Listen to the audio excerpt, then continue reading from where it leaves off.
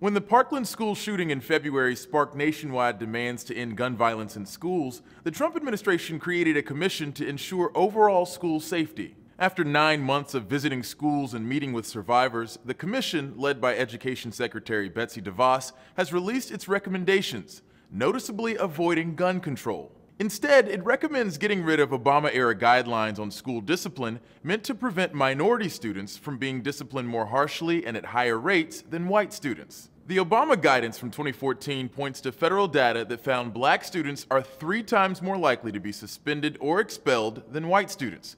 Research has linked excessive school disciplinary action to higher likelihood of entering prison, a phenomenon known as the school-to-prison pipeline. According to the Department of Education, black girls are suspended at a higher rate than girls of any other race or ethnicity, and most boys. And in some cases, those suspensions were doled out for subjective misconduct, like inappropriate dress. And we've seen examples of even harsher punishments for girls in schools across the country.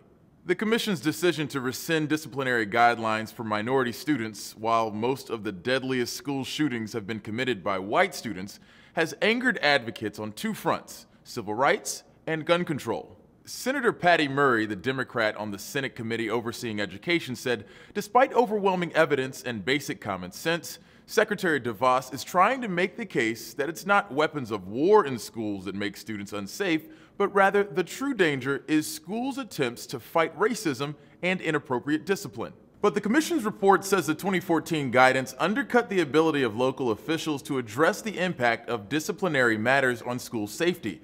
The report includes testimonies from educators to illustrate their point. Policymakers have made it so we have no authority, only perceived authority. Only as much power as you get your kids to believe.